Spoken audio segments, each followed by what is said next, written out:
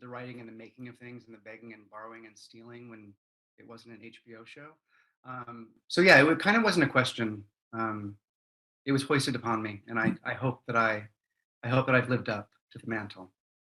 Ben, The Survivor obviously is really heavy material.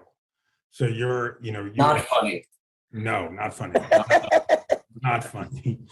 But you are leading this project, and I imagine, you're doing a scene and you just want to breathe and relax. But as a producer, do you sort of just have to switch that off just automatically and be like, okay, I got to put my producer hat on now, and I can't worry about how intense that scene just was? Well, it depends on the scenario. So much of producing is in the prep and supporting the director's vision, and whatever you can do to vet the options coming to that director beforehand in preparation is at least as a creative producer, hopefully you can be the right arm. And then there's always the break glass in case of emergency, change hats. Zendaya, what's it like becoming a producer on Euphoria? I know I've spoken to you before about this. How do you even go into producing episode 5 of the last season? Yeah. Oh man. Yeah. Listen, the show is so special to my heart, and I'm so grateful for the relationship that I have with Sam, who is our writer, creator, showrunner, everything, director. And he, we're obviously very close and have such an open communication, and we share Rue.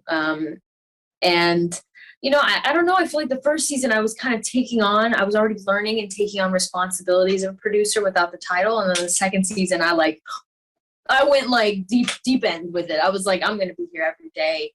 And I'm so grateful that I had a space where, because I love my job. I don't know about you guys, but I absolutely love my job. I think we have the coolest job on the planet, and I would be there anyway, watching and learning. But the fact that I can be there in a capacity where I can offer my creative ideas and input is so special, and to have that place where I can learn and ask questions and feel safe in that way was very special to me. So yeah, it was cool. It got to a point where Sam would give me tasks. We had a scene that he had written for one of the characters, and he was like, I need a song. And I was like, Labs on the Labyrinth, our amazing composer and artist, he's incredible. And he was like, why don't you go over there and start the song? So I'm like, go over to Lab. We go to the studio that's on the lot, which was great.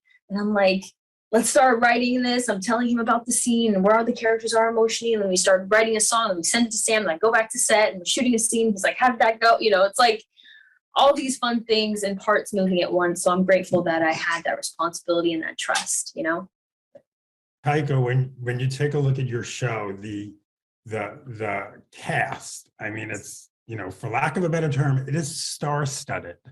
How much pressure was on you as a producer to say, okay, we need Leslie Jones, we need Will Arnett. It's up to you, go get them. I'll be honest, not really much pressure. I didn't really think about that too much. I was just concerned with because I'm in the show, and I've got this one arm that's exposed, and basically my main concern was just doing these bicep curls just to get that one arm pumped up, because that's like the main thing. I became obsessed with getting my one arm really muscly. But you're talking about producing, which I don't know much about. I've put my name as a producer on a lot of things. I don't know anything about it.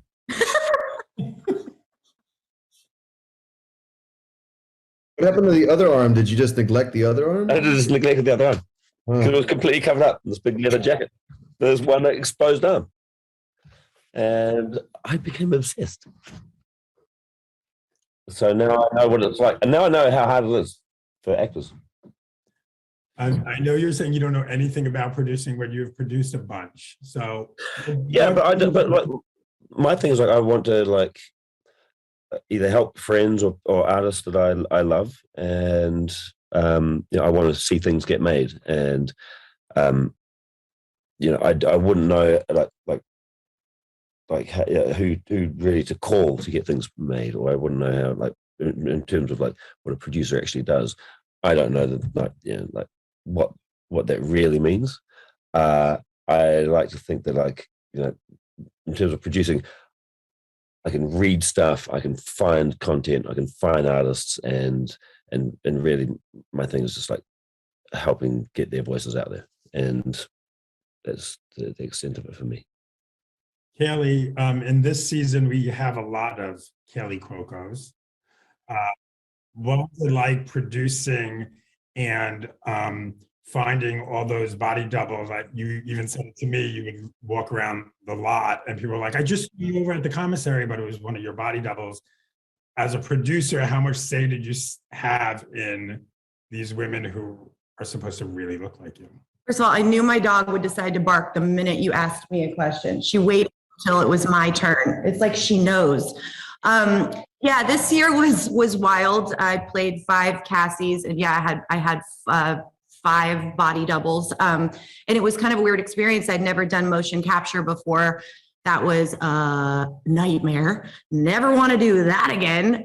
Totally insane. Definitely once in a lifetime experience. But when I work, I'm very in the moment. I don't really like to know what happens and what's going to happen. And so doing the motion capture with my doubles, and then obviously me against myself, it took a lot of discipline and prep, and I had to match a lot of things, and it wasn't comfortable for me to do it like that. It was definitely new, and I had to push myself a little like that and be a lot more prepared, I feel like, than I have before, because I kind of go crazy and do takes differently. And our tone is so bizarre that we can kind of get away with different ways of doing it. So this was much more structured this year. And yeah, it was funny.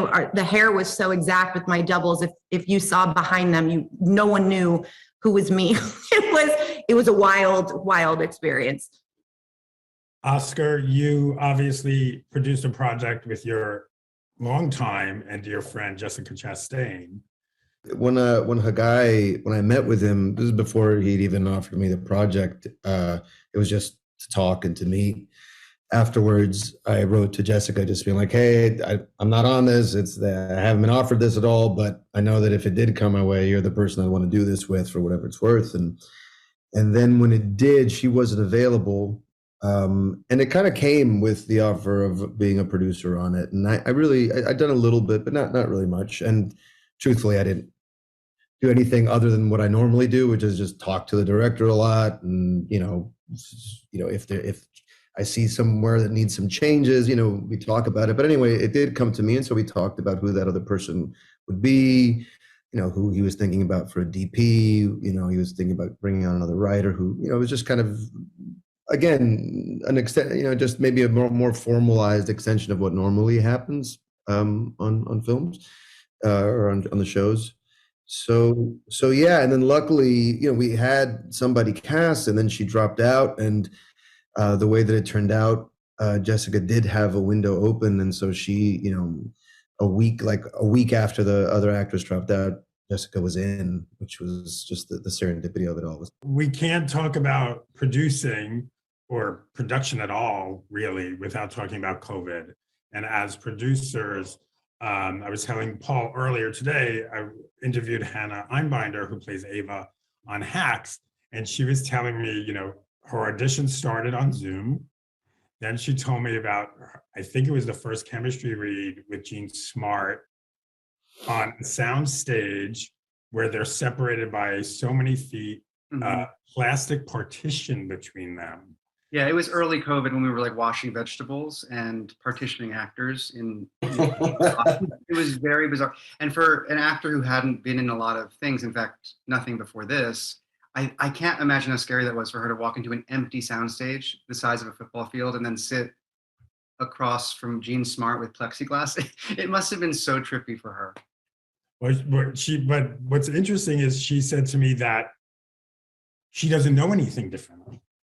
All of you here know pre-COVID. So to her, that's okay, that's normal. But I would love for someone to address that in terms of producing during COVID. obviously there is the extra budget on that, but also is there a part of you that's like, you know what? I could produce during COVID. I can do anything. On Euphoria, it was interesting because we were supposed to start shooting the second season, like maybe like almost over a year before we actually ended up shooting it, because we were going in and we got shut down because of COVID, and the season was a completely different season than it ended up being, and then we ended up shooting. So it was actually interesting because I think COVID gave us this time to figure it out, because I think we were a little bit in our heads with the version we were going to do before. It never really felt right, I think, to any of us, but we knew that we had to shoot the show.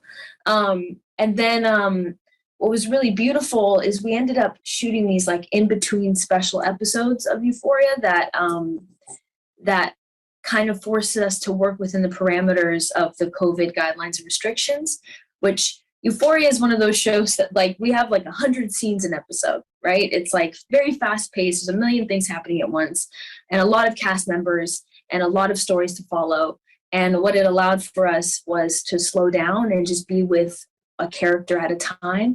So we basically did an entire episode of just being in a diner with two characters, one of those being Coleman Domingo, who is an incredible performer, and I got to sit beside him and watch him work, which is like amazing, masterclass.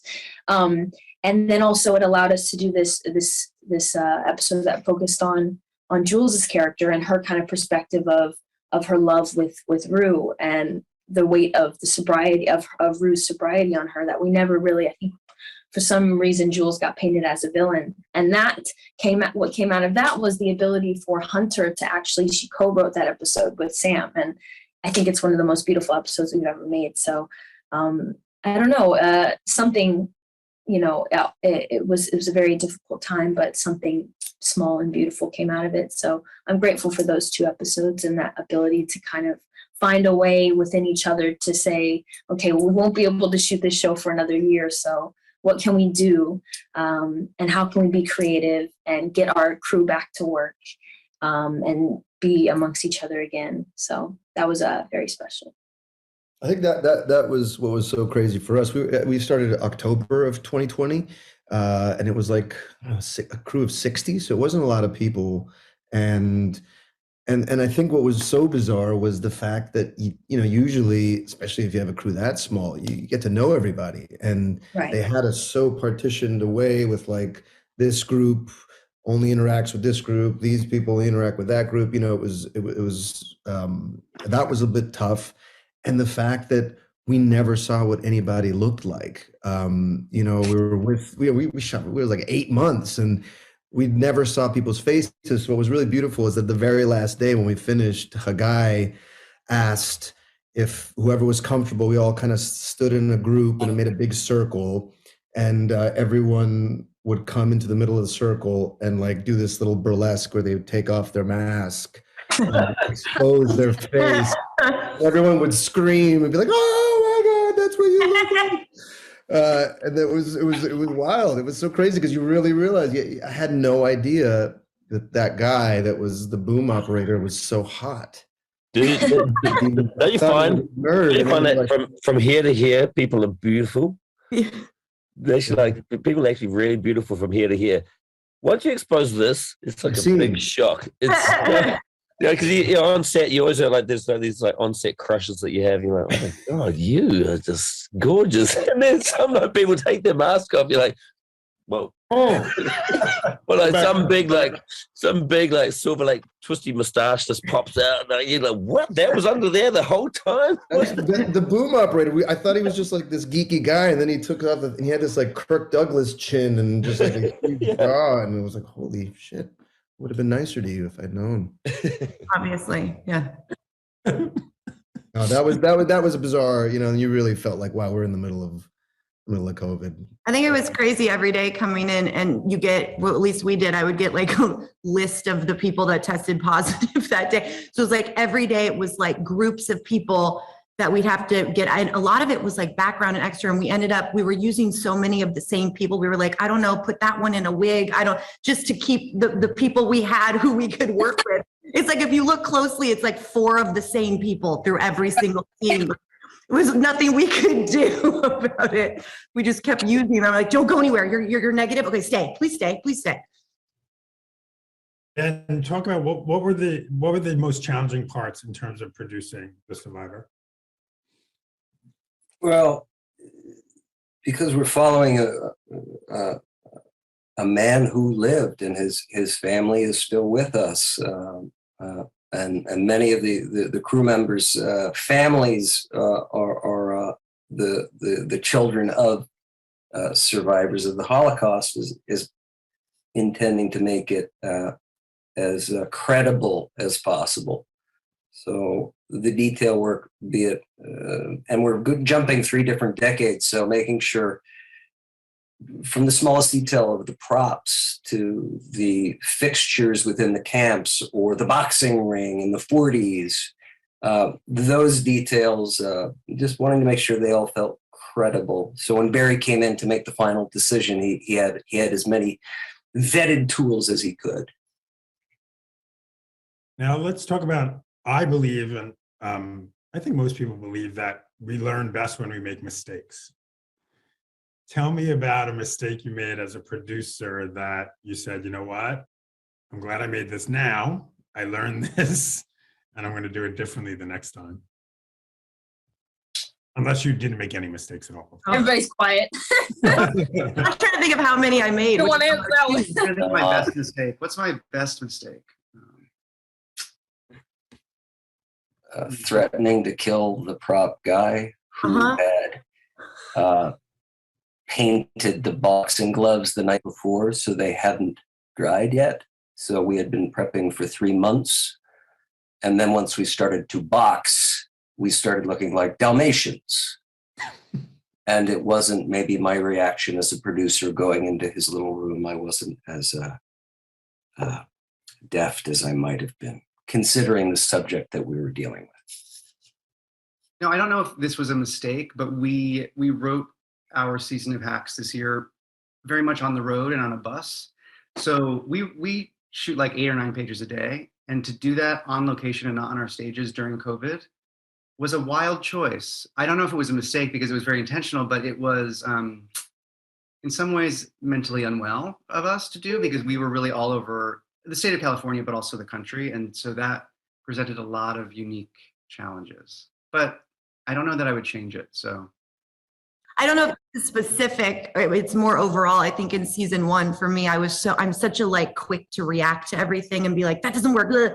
And I think I learned over the season, I mean, we all know things change so often, and like to kind of like take a breath and be like, it's going to be okay. Like, let this sit for a second. Cause I just have such a quick response to everything. And if I don't like something, I freak out, or if I like it, I want to do it and nothing can change it. And I think just learning you're like not this, for me, because I'd never produced before, really not the smartest person in the room, asking a million questions. I used to text my other producers and be like, while we're on a call, I'm like, I have the dumbest question, but I'm so afraid to ask it. They'd be like, ask it. So I just kind of learned to find my voice a bit and ask a million questions, which I was really nervous about doing early on. Zendaya. No, it is so true. I mean, asking questions and not being afraid of like your voice and kind of being the person to maybe ask a question that nobody else is asking. Like I can totally understand that. And I don't know, I guess for me, it's weird because somehow it always works out, and it's hard to think of them. Like you look back and you're like, somehow that actually worked and it was beautiful and something amazing happened there, even though it felt like it was an absolute, like, pardon my language, shit show at the time, you know. But some magic is caught within that usually. So I can't really say that, you know, it is technically a mistake. And then also there's things that kind of there's things you just can't plan for, you know. We like got our air date moved up in the middle of like doing it. And then we're like, okay, well, we thought we had way more time to like get our shit together, and we did not, you know. So, you know, I definitely know that for this 3rd season, we need more prep time. Okay.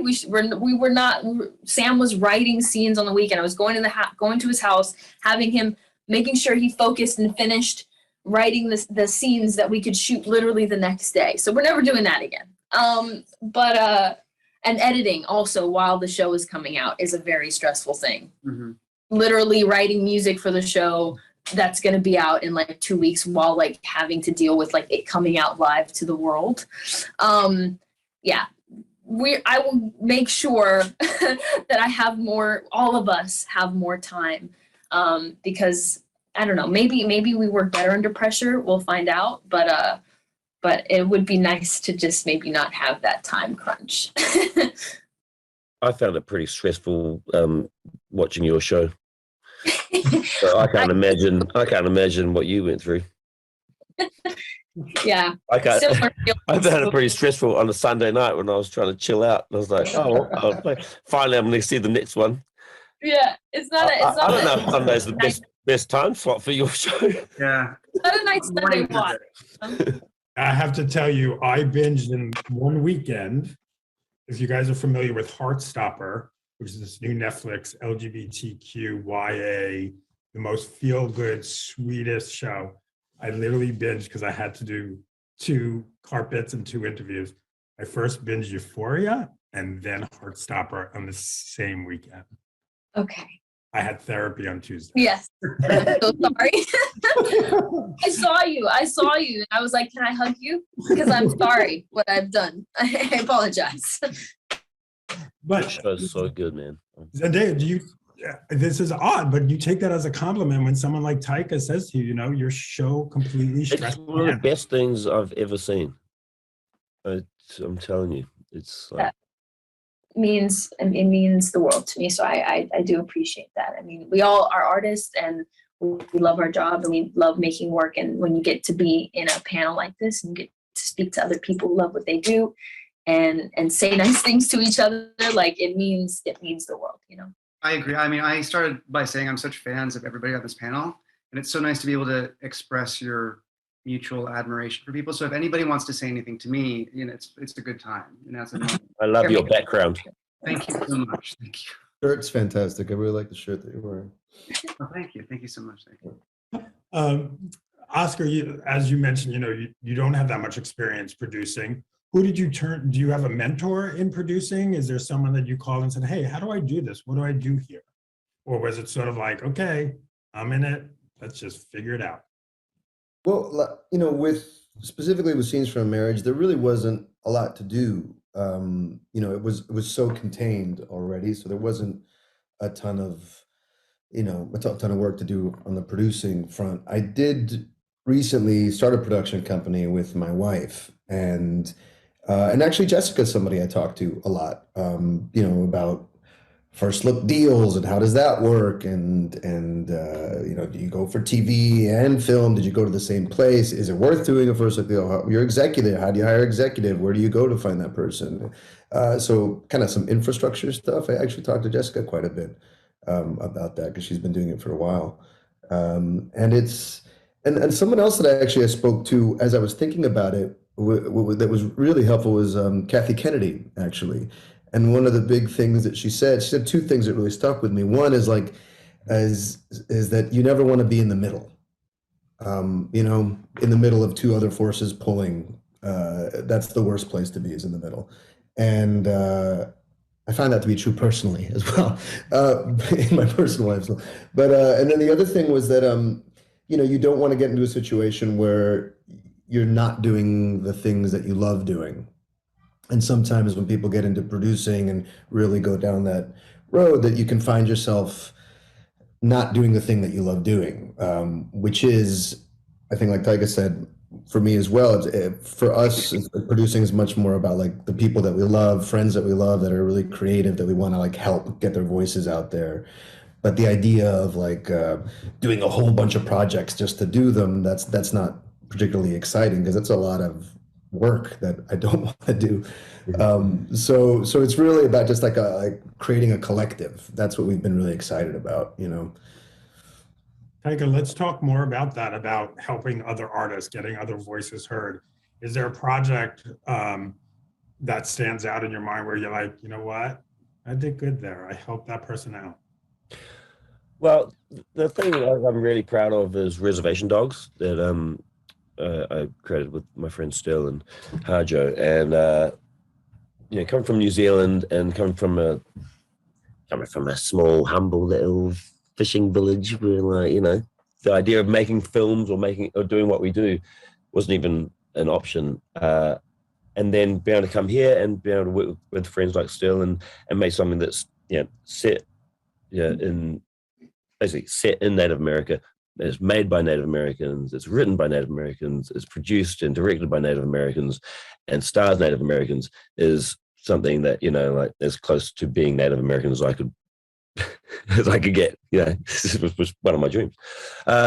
So that's something that I'm super proud of, because I was not only, I guess, just with all of the stuff I've done in the past and being able to use that finally to do something that is very special to me and in a community that is very close to my heart. That's probably the thing I'm most proud of that I've done in the last 2 years. Such a great show. Such a good show. I loved it. Ellie, as a producer, what's it like to get the call that says Sharon Stone has agreed to be on your show?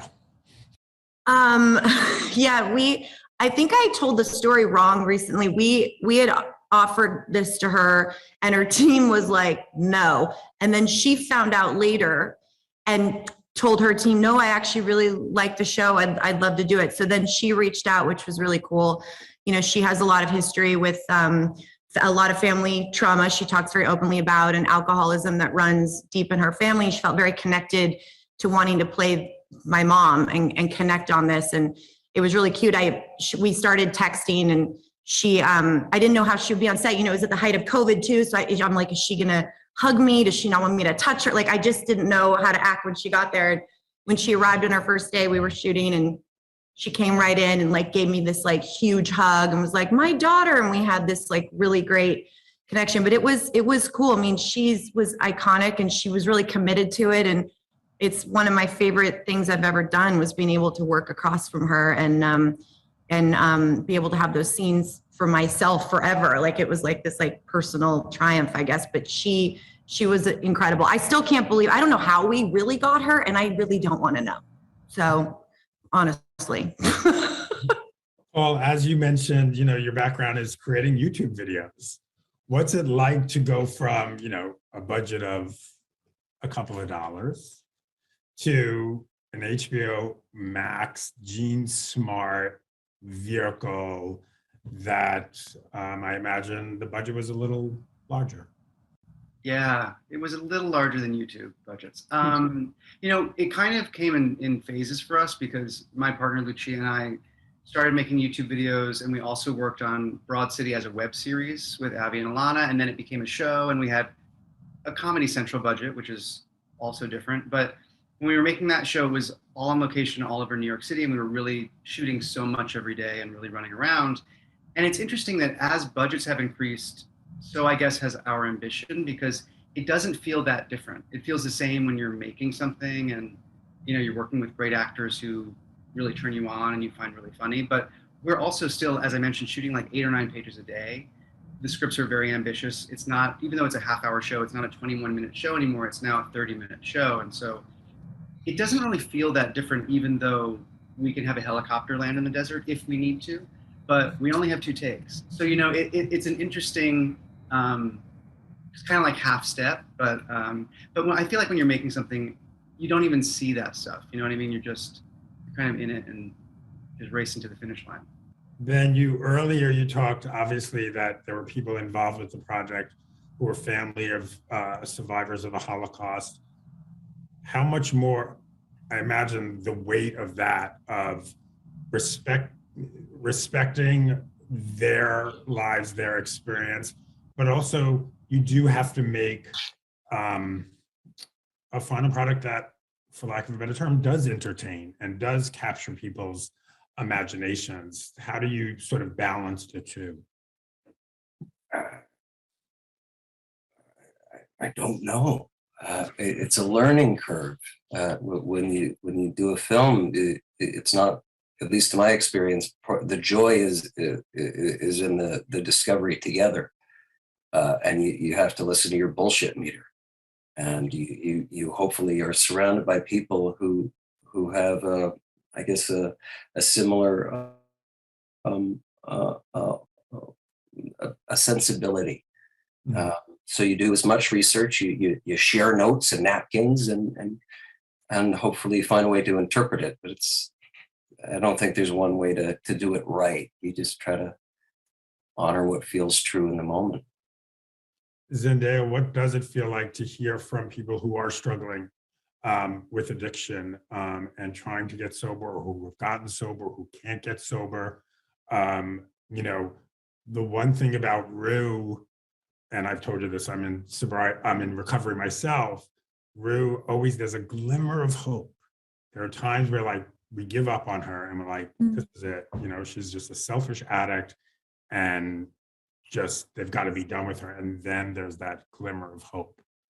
What does it feel like to hear from people who say, thank you for giving me hope? I honestly can't put into words how much those experiences mean to me. I think it makes my job worth it. I think sometimes as an actor, I'm like, what do I do for a living? You know, it's such a weird job sometimes. And I think the moments where you get to connect with someone and know that they feel seen, maybe by a character that you've been able to play, or they feel connected to them, or in some small way, it's allowed them to feel less alone, or feel heard, or heal, or be a part of their healing process. That's like the coolest thing for me. I've had so many instances, I think even more so this season than last season. And I think every story that I take from this, every story that I get to be honored enough to hear, and people trust me with, I feel I carry with me and kind of becomes part of Rue, and will hopefully become part of Rue. All those stories, I never forget them. I remember each moment when I meet these people. And, you know, it's an honor. It's an absolute honor to play this character. And I think she represents a lot of people. And that's why I care so deeply about her, because she's more than just, you know, she's an amalgamation of a million different people. And I feel such a responsibility in that way. You know, there's only so much I can understand, so much I can know. And that's why these stories are so important. And, you know, I don't know. Yeah, it's very special to me. And I hope that it can be special to somebody else. That's the only.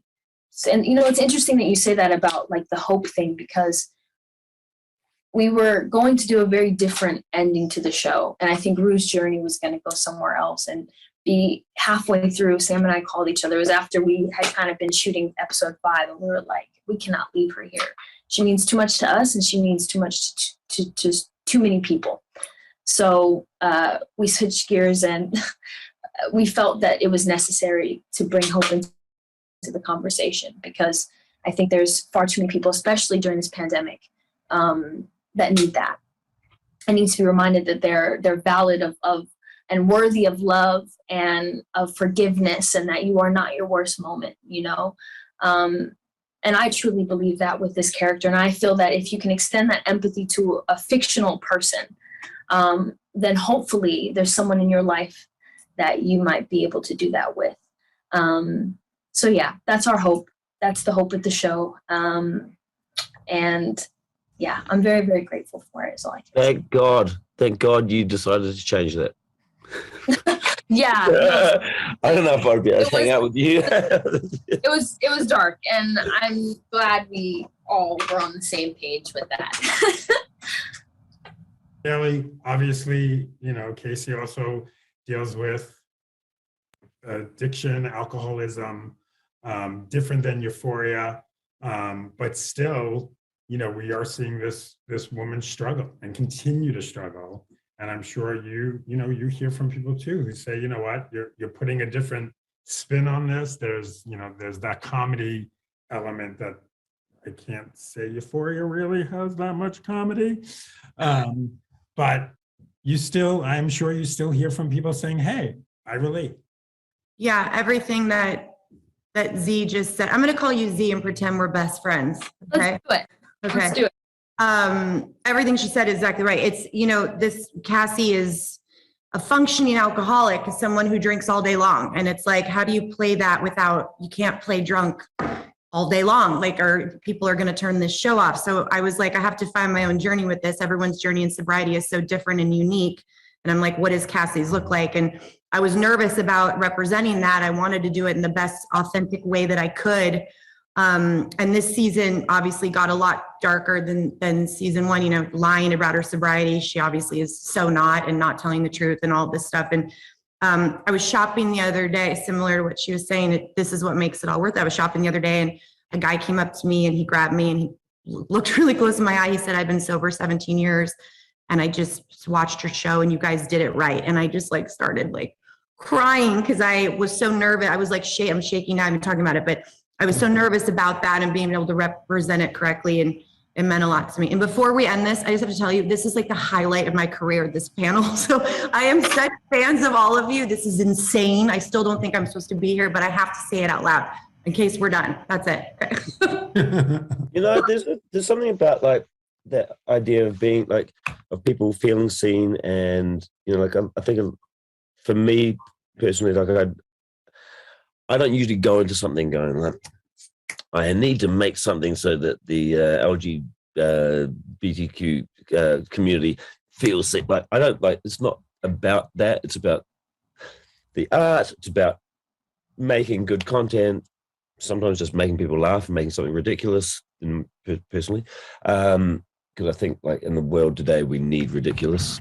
We need to be able to laugh and also look at humanity and go, we're idiots. But also I really, I found something with Our Flag Means Death, where David created a show where it's which I only discovered sort of towards the end of this whole process, where it's something it's really interesting about the show is that basically everyone is on the gay spectrum in the show, but no one ever talks about it, and no character ever says, "Oh, these two are hooking up." They're talking about it as if it's high school. It's "Oh, these two are," but no one ever says you're gay. It's just accepted in this world of pirates, in this world of in the 1700s, we're just assuming it's all cool. Everyone just does it, and it's really nice to be involved. For me to be able to kind of participate in something where we don't have to label anything or talk about it or say this is the gay pirate show. It's just a thing where it just happens on the side, and as a consequence, a lot of people afterwards have come and I like to go on personally because I'm ego mad. I like to go on on social media and see all of the fan art and see all of this incredible soft gay porn that's been created around our characters and stuff, and I just really get off on that. But it's really nice for to see people say, finally, it's really lovely to have content where we we're not saying it's this thing. It's just implied, and people do feel seen, or they do feel like with your guys' shows, it's really lovely to hear people say that stuff to you, and I wish that I could say, yeah, that was the intention. But afterwards, it's a really lovely thing to hear, and I can say, wow, it's actually a beautiful thing to know that people do take something deeper from what you make. It makes it worthwhile. Well, my wife and I are in lust with your bicep. Yes. In lust with that one bicep. It deflated in the last couple of months. I'm sorry. Beautiful. We love it. We love it. Just going to wrap up with my last question for Taika. What is more fun, walking on a set and seeing a bunch of pirates, or walking on a set and seeing a bunch of superheroes? Pirates is. It's hard to be gay pirates, Gay pirates, come on. Come on. Listen, I was hoping for that answer, and you played right into it. Thank you for that wonderful conversation. To our viewers, thank you for watching, and stay tuned for the next session.